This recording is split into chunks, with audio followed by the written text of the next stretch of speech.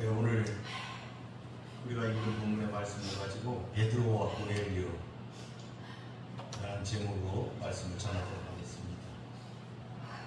오늘은 예수님의 수제자 베드로를 찾는 고넬료에 관한 이야기입니다. 성령 받은 사도들과 제자들이 흩어져 그리스도를 증언하며 이곳저곳에서 복음을 전파하자 온 유대와 갈릴리 사마리아에 교회가 탄생하고 든든히 서 갔습니다. 그런데 이들의 행보를 담보하는 두 축이 있는데, 하나는 주를 경외함, 또 하나는 성령의 위로, 그러니까 성령의 후원, 이 두 가지였습니다. 그러니까 성령의 후원을 입고 하나님을 경외함으로 믿음으로 나아갔다, 이런 말입니다. 굉장히 중요한 교회의 기준이다, 이렇게 말할 수가 있겠습니다. 많은 사람들이 초대교회에 대해서 이야기하며 초대교회가 함께 먹고 마시고 그 다음에 부흥했다, 이런 많은 것들을 얘기하는데, 그 중심에 뭐가 있느냐?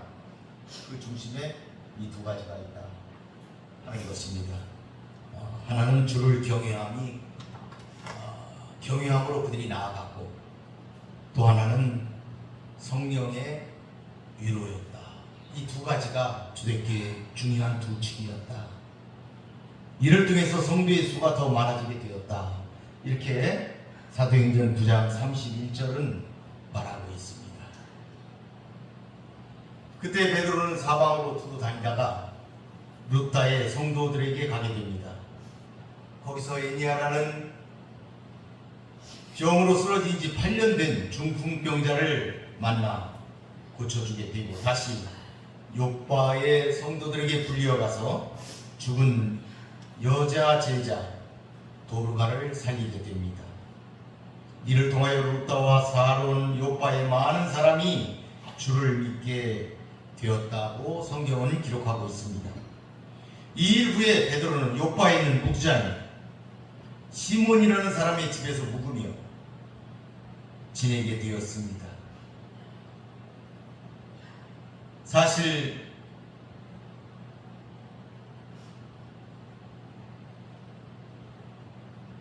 인간적인 면으로 보게 되면 시몬 베드로는 그곳에서 굉장히 큰 일을 했습니다. 중풍병자를 일으키고 죽은 자를 살리는 놀라운 기적을 이뤘기 때문에 많은 사람들이 그를 붙잡았을 것입니다. 그래서 여러 가지 형편상 그곳에 머물렀다, 이렇게 우리는 이해할 수가 있겠지만은, 사실은 성령의 다음 지시를 기다리고 있었던 것이다. 베드로도 알지 못했겠지만 위대한 사역이 또다시 기다리고 있었다. 그것을 기다리는 그 시간이 무두장이의 집에서 머무르는 시간이었다. 이렇게 우리는 성경을 해석할 수가 있습니다. 이건 해석입니다.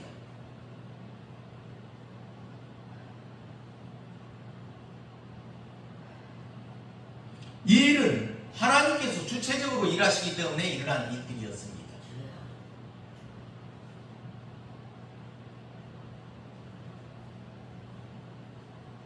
그가 고넬료를 만나야 하기 때문입니다. 지금까지 유대인 중심으로 전파되는 복음이 본격적으로 이방인들에게도 전달되는 대전환을 이루는 사건이 일어나야 되기 때문입니다. 이 앞에 9장을 보게 되면 거기에는 이방인을 위한 준비, 이방인을 위한 전도의 준비가 다 이루어진 것을 볼 수가 있습니다. 이방인의 사도 바울이 회심을 했어요, 9장에서 보니까. 그리고 베드로가, 예수님의 수제자 베드로가 순회 전도 사역을 지금 함으로써 이방인 사역의 기초 작업을 지금 하고 있는 거예요. 고넬료의 회심 사건까지 이루어지는 이런 사건을 그가 다 베드로가 준비를 함으로써 이방인의 사도 바울로 이어지는 바울의 활동 무대가 열리게 되는 것이죠. 하나님께서 이렇게 전부 다 하나하나 보이지 않는 손을 통하여 성령의 역사를 통하여 이렇게 진행해 가고 계신 것, 그것이 이 사도행전의 기록의 그 근간을 이루고 있다. 그렇게 지금 기록되어져 있다.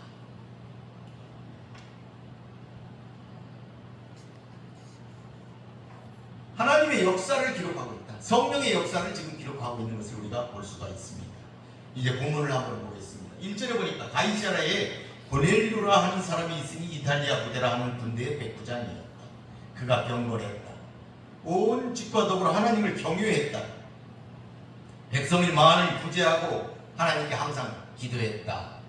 이렇게 기록하고 있습니다. 고넬료를 지금 소개하고 있습니다. 이제 말씀의 무대가 가이사라로 옮겨져 있습니다. 이 가이사라는 사도행전에서 두 번 언급이 되고 있는데 빌립이 사마리아 성에서 전도를 한 후에 그 여기저기 여러 곳을 다니다가 이르는 곳이 가이사라다.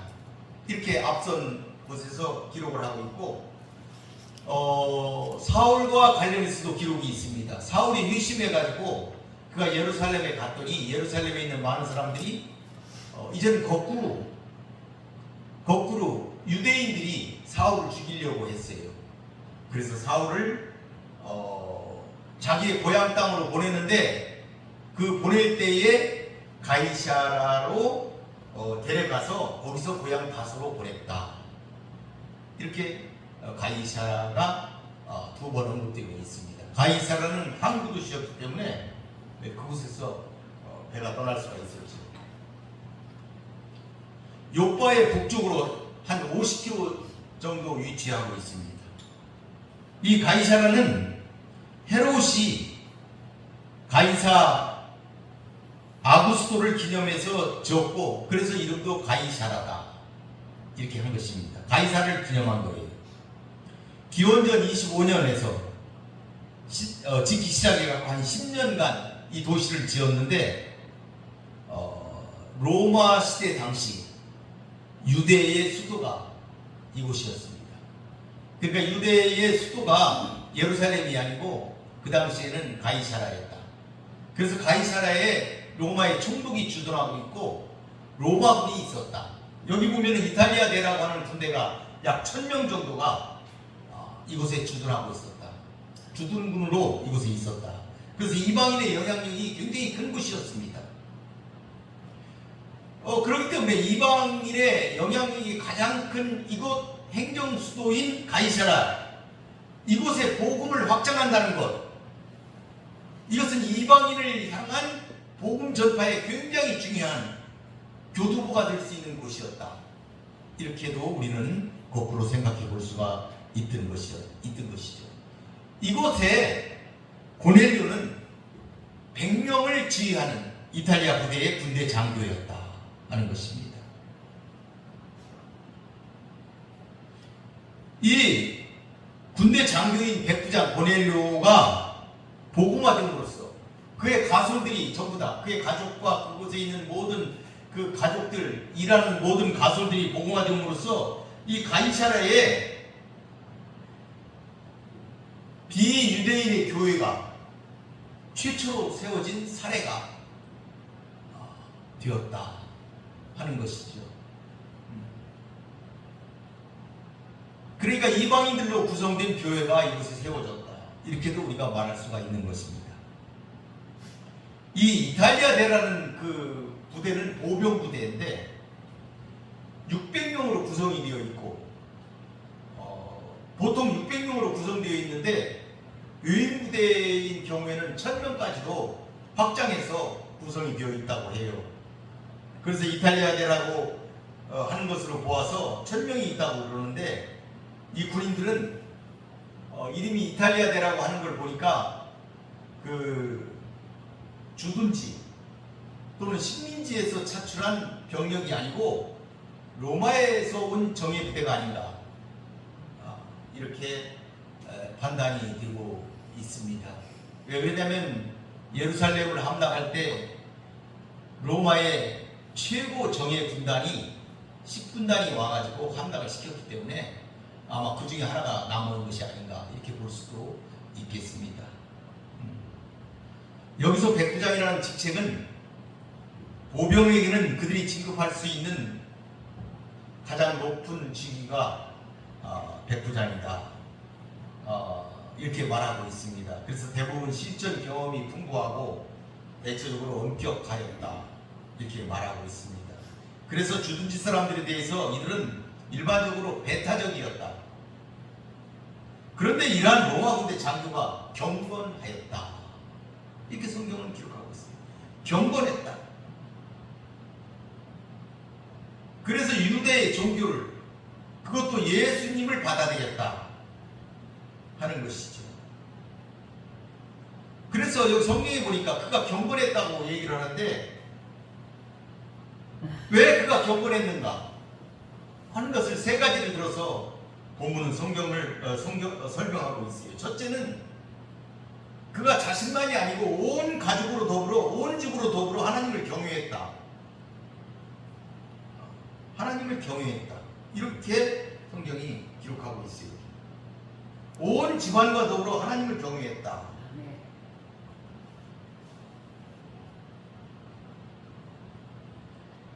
그래서 고넬료는 유대 회당에 참여했을 것이고 유대 율법, 관습을 존중했지만은 할례를 받은 자는 아니었습니다. 무할례자로서, 무할례자이기 때문에 이스라엘의 회중에 포함되지는 않는 자였습니다. 누가복음의 7장에서도 그 백부장이 나오는데, 이 백부장은 예수님에게 칭찬을 들었던 백부장, 가버나움의 백부장이었어요. 그 사람도 유대교로 완전히 개종하지는 않았지만 유대인들에게 인정될 만큼 경건하며 하나님을 경외하는 삶을 살았고 예수님의 칭찬을 들었던 가버나움의 백부장이 있었습니다. 그런데 이 고넬료도 이처럼 경건하고 하나님을 경외했다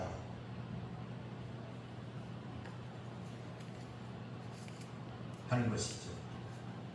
여러분, 제가 설교 들어갈 처음에 교회가 굉장히 부흥을 하고 성도의 수가 많아지고 부흥하고 기독교인이 늘어났는데 거기에 두 축이 있다고 그랬죠. 하나는 주를 경외했다, 하나님을 경외하는 자들, 하나님을 경외함으로 일을 했다 하는 것이죠. 그러니까 교회가 무슨 일을 할 때 하나님을 경외함으로 해야 된다는 것이죠. 그럴 때 성령이 역사한다는 것입니다. 하나님을 경외함으로 일을 해야 된다. 자신을 위해서 일을 해서는 안 된다. 자기 중심으로, 자기 생각으로 일을 하면 안 되고 하나님을 중심으로, 하나님을 경외함으로 일을 해야 된다. 그것이 교회의 기준이다 하는 것임을 그 말씀을 드렸던 적이 있는데, 우리의 삶도 마찬가지예요. 하나님을 경외함으로 살아야 됩니다.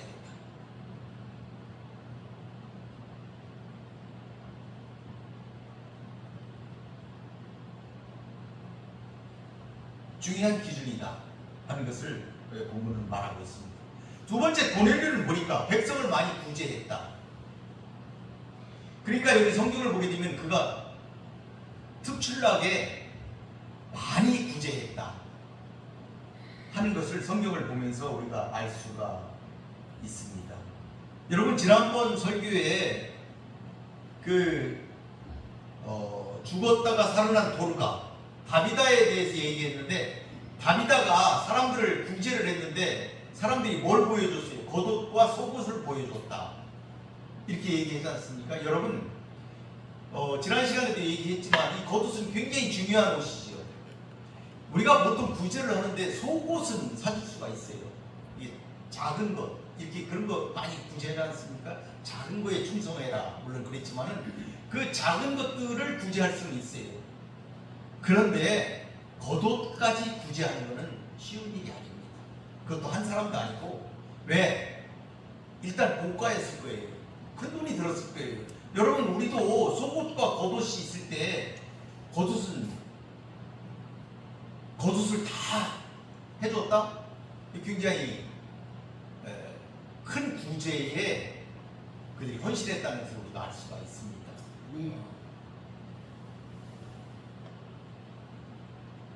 그런데 이 고넬료가 여기 보니까 많은 사람을 구제했는데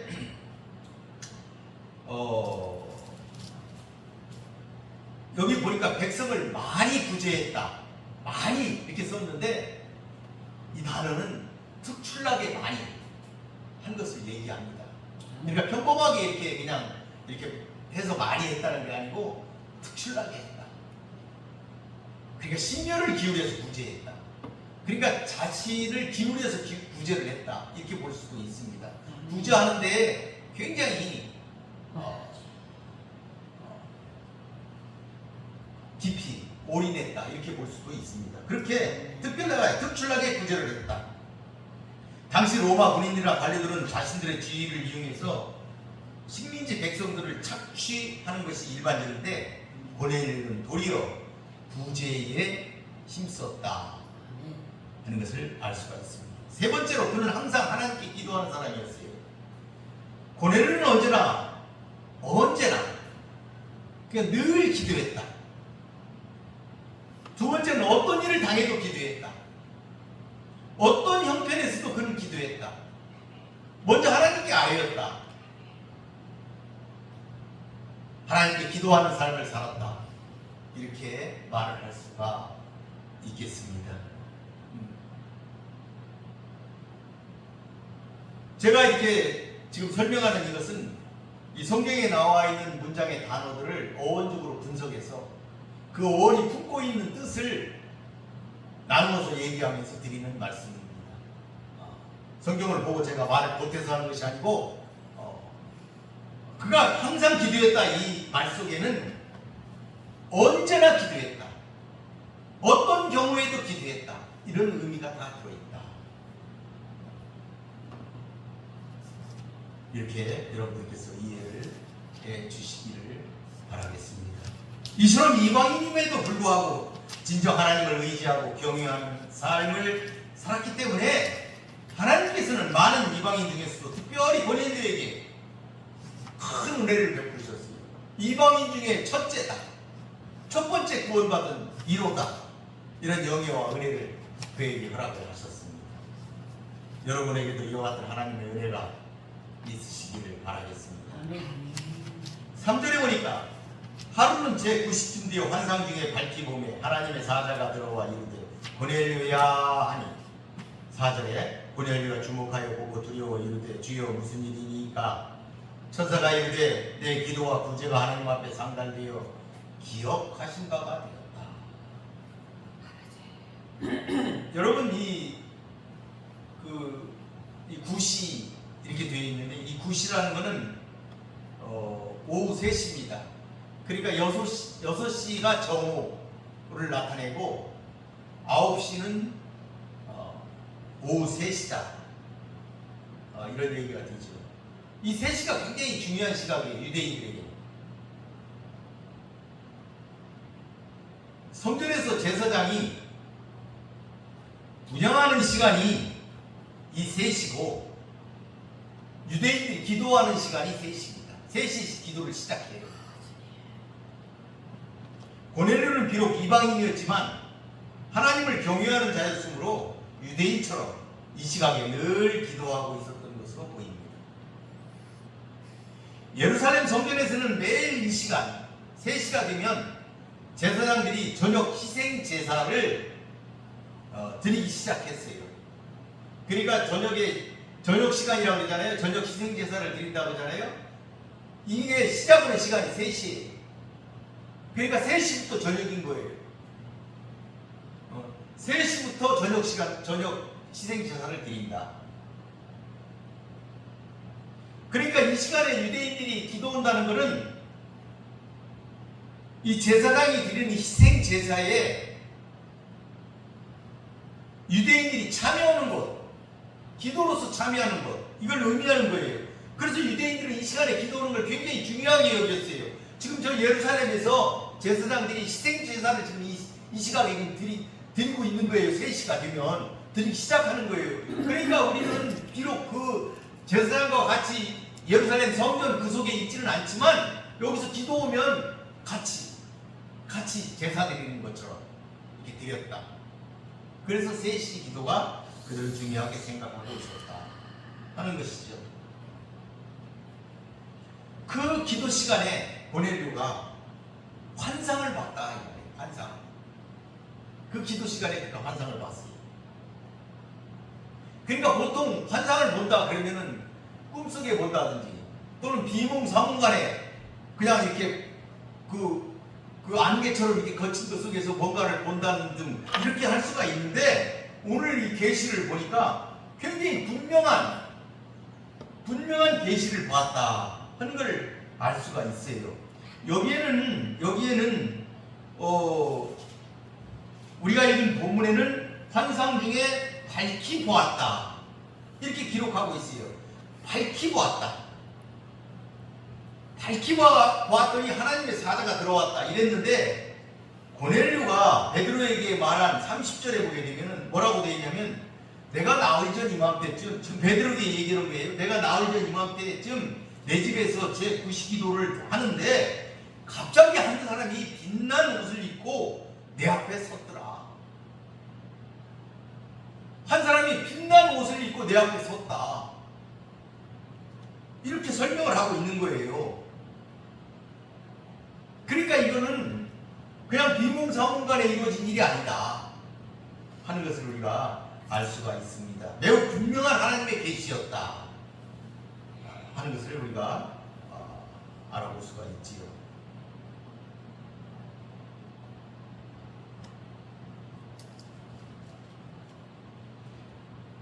그런데 이 장면을 그 22절에도 또 한번 그 종들이 설명을 한 게 있는데, 거기 뭐라고 되어 있냐면은, 고넬료는 의인이요 하나님을 경외하는 사람인데 온 이스라엘 족속이 칭찬을 했는데 그가 거룩한 천사의 지시를 받았다. 그러니까 이 하나님의 사자가 거룩한 천사로 다시 묘사되고 있어요. 그러니까 이 하나님의 사자가 거룩한 천사였다. 흰옷을 입은 거룩한 빛난 하나님의 천사였다 하는 것을 성경 여기저기를 그 기록된 것들을 다 이렇게 합쳐보면 우리가 그것을 깨달아 알 수가 있는 것이지요. 이렇게 거룩한 천사가 그에게 환히 나타난다. 지금 이 일이 이 고넬료에게 나타나고 고넬료를 통하여 베드로를 부르는 이 일이 굉장히 중요한 일이다.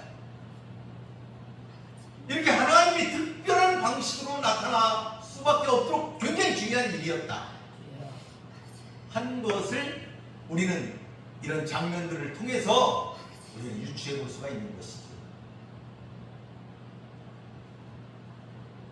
조금 인간적인 면으로 생각을 해보게 되면, 이렇게 하나님이 나타나신 이유 중에 하나가 이런 것도 있지 않았을까? 고넬료나 베드로가 이렇게 하나님과 굉장히 경외하고 하나님을 섬기는 사람이지만 완고하지 않았을까? 자기 속에 있는 것들을 지키는 것이 너무 완고해서 이렇게 결정적인 방법을 주지 않고는 잘 말을 안 듣는다. 이렇게 거꾸로 얘기할 수도 있죠. 특히 베드로 같은 경우 보게 되면, 베드로는 3번이나 보자기가 내려왔는데 거절을 했잖아요. 굉장히 완고한 거예요. 자기가 알고 있는 지식, 자기가 어릴 때부터 배웠던 율법에 관한 그런 지식으로 딱 쪄들어 있기 때문에 쉽게 부서지지 않고 무너지지 않고 그게 변하지 않는다는 것. 그래서 이런 획기적인 방법을 통해서 하지 않았을까 하는 두 번째 추측도 우리가 해볼 수가 있겠습니다.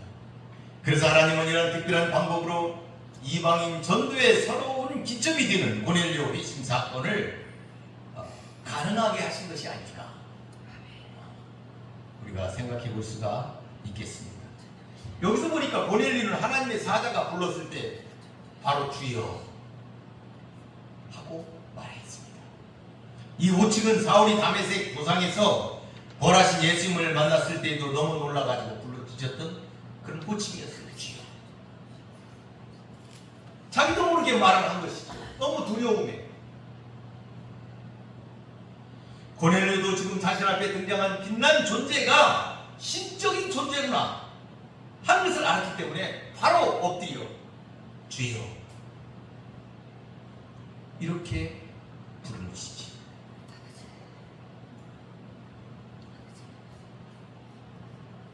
그런데 그 천사가 뭐라 그랬어요? 내 기도와 구제가 하나님 앞에 상달된다.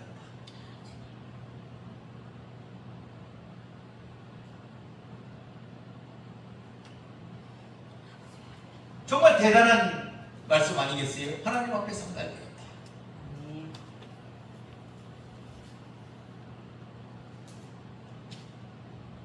이것은 마치 그의 기도와 구제가 구약의 번제를 드릴 때 향기로운 냄새가 하나님께 올라갔다 하는 것과 같은 맥락으로 우리가 이해를 할 수가 있는 것이지요. 고넬료의 끊임없는 기도와 구제를 통한 삶의 제사가 그 삶의 제사가 주님께 향기롭게 드려졌다 하는 것입니다. 계시록 8장 3, 4절에도 이와 같은 내용이 나오죠. 또 다른 천사가 와서 제단 곁에 서서 금 향로를 가지고 많은 향을 받았으니 이는 모든 성도들의 기도들과 합하여 보좌 앞 금 제단에 드리고자 합니다. 향연이 성도의 기도와 함께 천사의 손으로부터 하나님 앞으로 올라가는지라.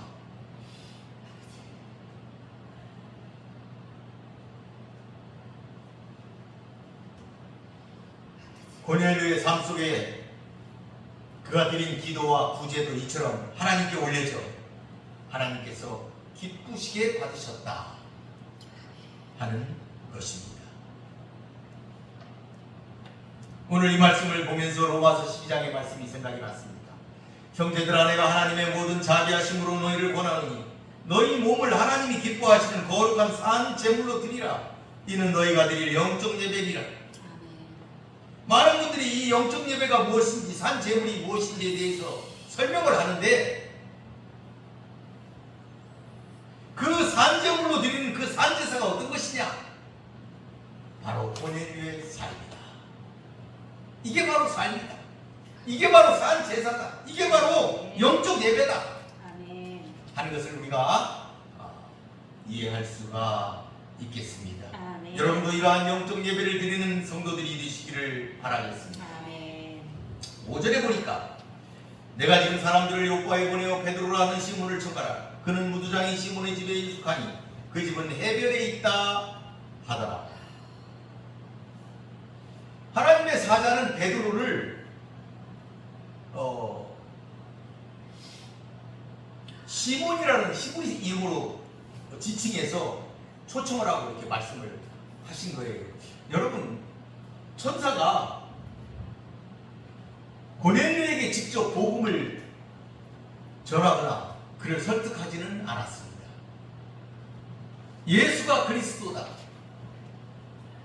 하나님의 아들이다, 이렇게 천사가 얘기한 것이 아니고 베드로를 불러서 그의 말을 들으라고 얘기를 하는 것이죠.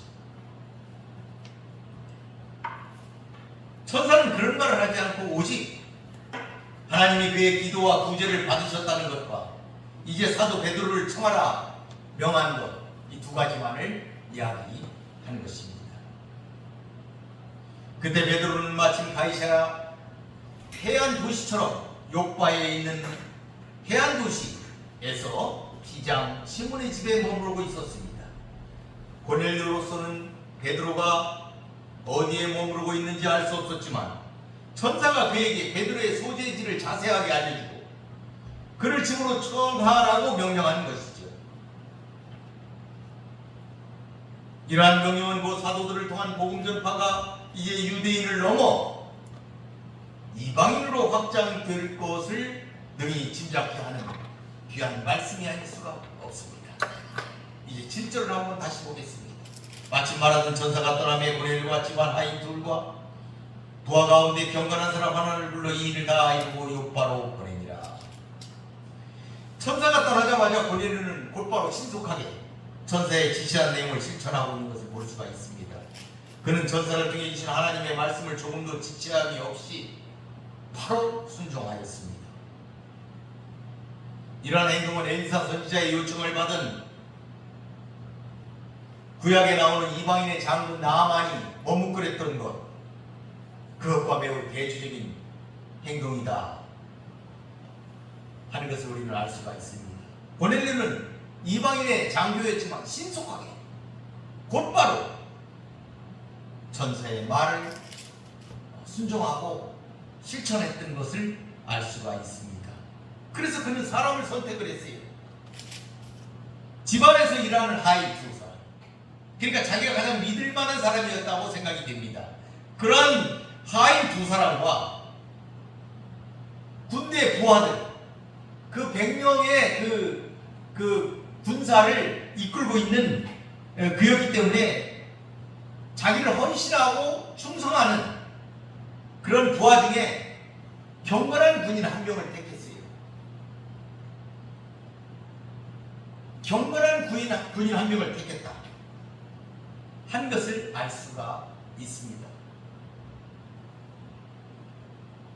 그러니까 이게 경건했다, 경건한 군인이었다 하는 것을 볼 때 이들도 하나님을 섬기는 사람들이 아니었을까 하는 생각을 하게 됩니다. 이 경건한 군인이 하는 일은 무엇입니까?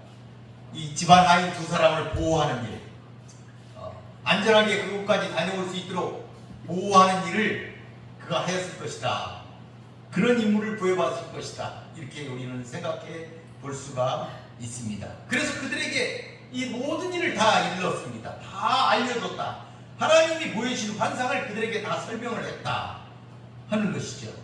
그러니까 그는 집안 하인과 그 부하 군인에게 단순히 명령만 내린 것이 아니고, 가서 베드로를 데려오라 이렇게 명령만 한 것이 아니고, 그들에게 자초지종을 상세하게 말함으로써 그들을 하인 이상으로 대하며 그들을 존중해 줬다 하는 것을 우리가 알 수가 있습니다. 그러니까 그의 내밀한 속사정을 다 얘기를 함으로써 그들이 순복하면서 일을 할 수 있도록 그렇게 한 것을 우리가 아까 읽었던 그 종들의 이야기를 통해서도 우리가 짐작해 볼 수가 있겠습니다. 가이사라 이곳에서 그들이 다녀와야 될 요바는 한 50km 정도가 되는 거리입니다. 쉬지 않고 걸으면 12시간 정도는 걸은다고 볼 수가 있어요. 그러니까 1시간에 심리를 간다면, 1시간에 그들이 심리를 간다면 50km니까 100리가 넘지 않습니까? 120km 이상 되는 건데 12시간 정도는 걸어야 갔다 올 수 있는 거리였을 것이다.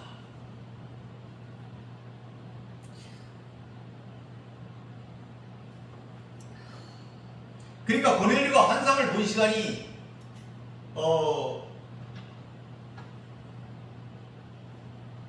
3시지 않습니까?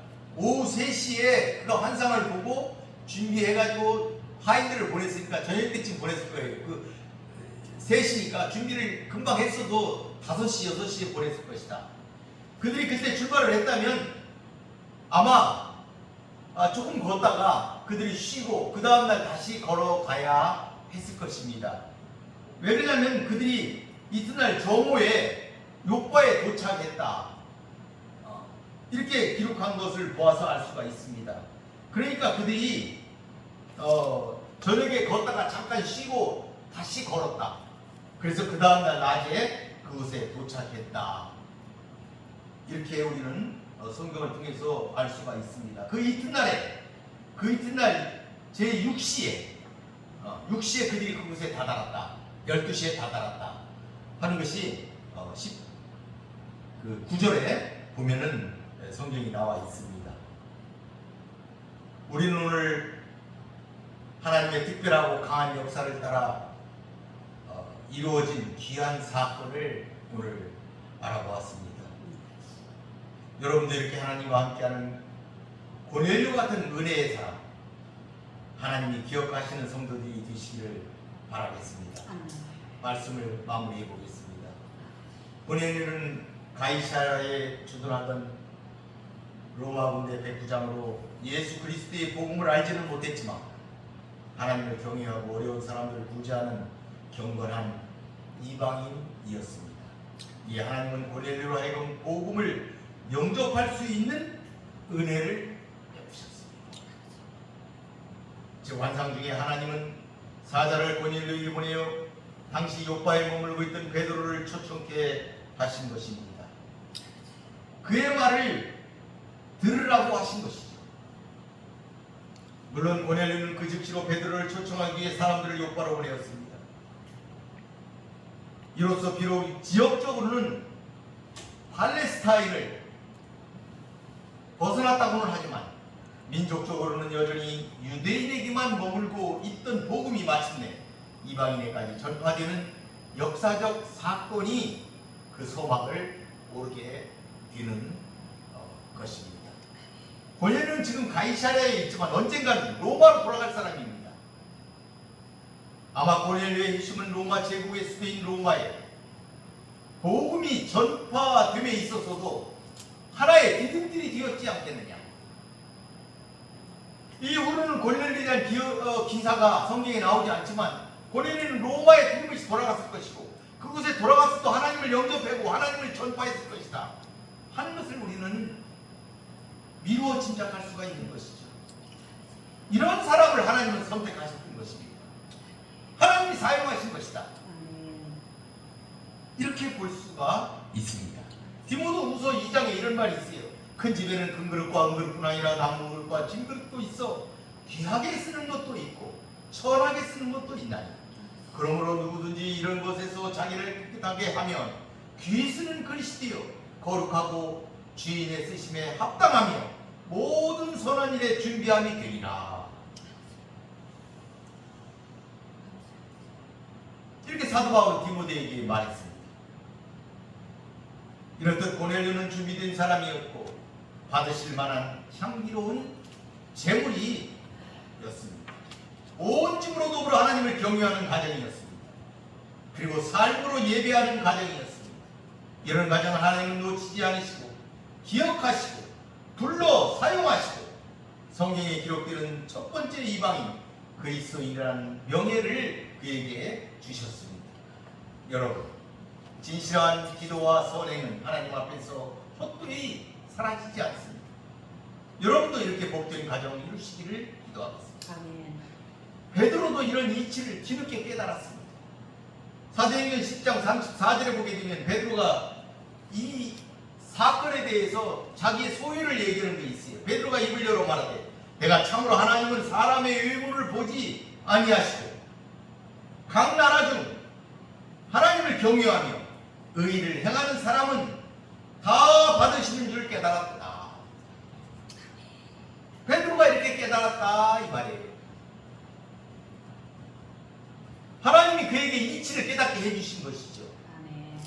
자기가 알는 것만이 최고가 아니다. 이것을 깨닫게 해주신 거예요. 그래서 이제 그의 지경이 넓어졌습니다. 더 많은 것을 담을 수 있는 큰 그릇이 되었다. 이런 얘기입니다. 좁은 유대 땅에서 벗어나 세계 모든 민족을 담고 담아 복음을 전하게 된 것입니다.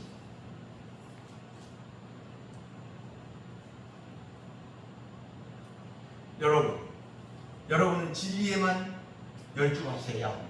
아멘. 하나님의 계시는 쉽고 명확합니다. 하나님을 사랑하고 이웃을 사랑하라. 이것이 그리스도가 우리에게 주신 새로운 계명입니다.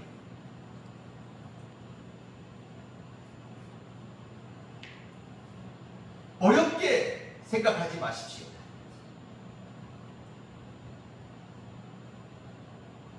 하나님을 두려워함으로 경외함으로 하나님을 섬기십시오. 아멘. 그래서 고넬료처럼 성공한 신앙인이 되시기를 기도드리겠습니다. 아멘. 마치겠습니다. 고맙고 감사하신 아버지 하나님 감사합니다. 오늘 고넬료에 대하여 우리가 살펴보았습니다. 고넬료는 이방 외국 군대의 장교였지만 그는 참으로 경건한 사람이었습니다. 하나님을 경외하였습니다. 그리고 하나님의 말씀을 삶으로 실천하는 기도하며 섬기는 사람이었습니다. 아멘. 그것을 하나님은 기억하셨습니다. 하나님은 받으셨습니다. 아멘. 하나님은 그에게 사자를 보내시고 그에게 말씀하시고 아멘. 우리 주 예수 그리스도를 받아들이시도록 믿도록 그렇게 조치를 하셨습니다. 그는 위대한 이방인 첫 번째 성도가 되었습니다. 자비로우신 여호와 아버지 하나님, 우리에게도 하나님의 은혜가 필요합니다. 우리에게도 하나님의 은총과 사랑하는 갈망하는 많은 우리들이 있습니다. 이 시간 역사하여 주시옵소서. 아멘. 하나님의 은총 가운데 거하는 사랑하는 우리 백성들이 될 수 있도록 이 방주기도원 교회를 은혜 가운데 놓일 수 있게 두어 주시옵소서. 이곳에 역사하여 주시옵소서. 아멘. 모두 하나님을 만나는 귀한 역사가 고넬료처럼 일어나게 하여 주시옵소서. 아멘. 예수님의 이름으로